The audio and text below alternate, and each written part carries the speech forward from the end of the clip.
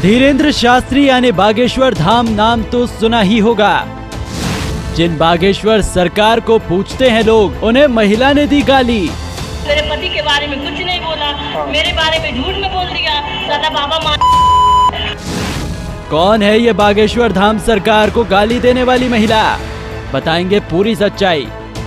दरअसल धीरेन्द्र शास्त्री का दिव्य दरबार काशी में लगा हुआ था। उसी दरबार में ये महिला घुस गई। बागेश्वर धाम के दरबार में इस महिला की अर्जी सुनी गई, लेकिन धीरेन्द्र शास्त्री ने ऐसे राज खोले कि महिला शर्म से पानी पानी हो गई। उसके बाद ये वीडियो लगातार वायरल हो रहा है। तो क्या है पूरा माजरा, इस वीडियो में एक एक कर समझते हैं। तो पहले ये सुनिए।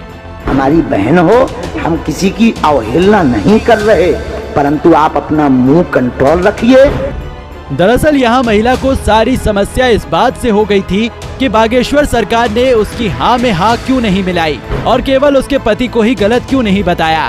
क्योंकि बाबा ने पहले उसके पति की कमी बताई तो गालीबाज औरत बहुत खुश हो रही थी, लेकिन वो शायद भूल गई थी कि बाबा सारी बातें पहले से ही जान लेते हैं और सारी हकीकत को सफेद कागज पर उतार लेते हैं।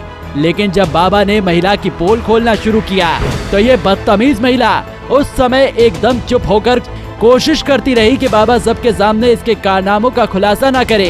और बाबा ने भी महिला का सम्मान करते हुए ज्यादा कुछ न बोलकर समझाते हुए सिर्फ इतना कहा कि बहन सुधर जाओ, गलती मत करो। बाबा जी, हमारे शादी का 4 साल हुआ। हमारे पति जो है और लड़कियों से संबंध रखते हैं, चोरी डकैती छिनैती सब करते हैं और हमारे तलाक की अर्जी डाल दी। मेरे माँ बाप बहुत पैसा लेकर मेरी शादी की है, लेकिन कोई सुख नहीं। नजदीक आओ आप। और कुछ पूछेंगी? मेरी नौकरी लग। हाँ, नहीं, लव विवाह ही किया और कागजी ही करवाया। हाँ, कागजी मतलब कागज, सर्टिफिकेट। हाँ, तो फिर झूठ क्यों बोल रही? फिर हम और आगे बढ़ेंगे, फिर बुरा लग जाएगा। तुम भी कम नहीं हो। तुम्हारा पति भी 3 औरतों के चक्कर में है, एक के चक्कर में तुम पकड़ चुकी हो। उसी बात सही है जी बाबा। हाँ, अब तुम भी सुधरो, तुम्हारा खसम भी सुधर जाएगा। हम देखो, हम फिर इसलिए तो कहते हैं कंट्रोल रहना जी, वरना हमारा वाईफाई चालू हो जाता है तो बंद नहीं होता। जी। अब सुधर जाना, तुम्हारी शिकायत ना मिले हमें। आगे से शिकायत नहीं मिलनी चाहिए। यही सीख इस महिला को इस कदर बुरी लग गई कि वहां से जाने के बाद बाबा की पीठ पीछे इसने बागेश्वर सरकार को कैमरे के सामने भद्दी भद्दी गालियां देते हुए काफी कुछ बुरा कह डाला।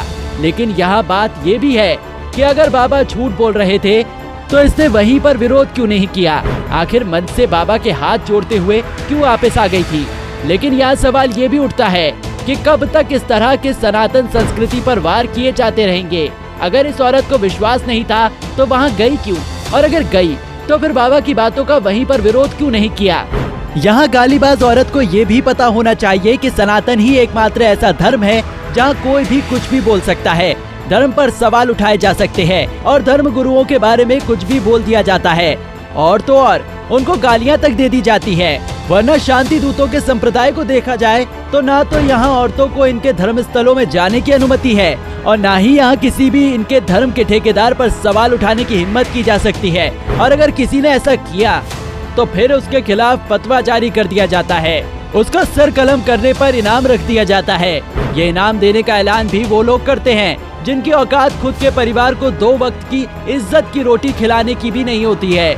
लेकिन महान सनातन धर्म में ऐसा नहीं है, क्योंकि यहाँ सबको अपनी बात रखने की आजादी है और शायद इसी बात का सब लोग फायदा भी उठाते हैं। इसका जीता जागता उदाहरण बागेश्वर सरकार कहे जाने वाले धीरेन्द्र शास्त्री हैं, जिन्होंने इस महिला के बारे में अभी तक कुछ भी गलत बोलने से किनारा कर लिया है।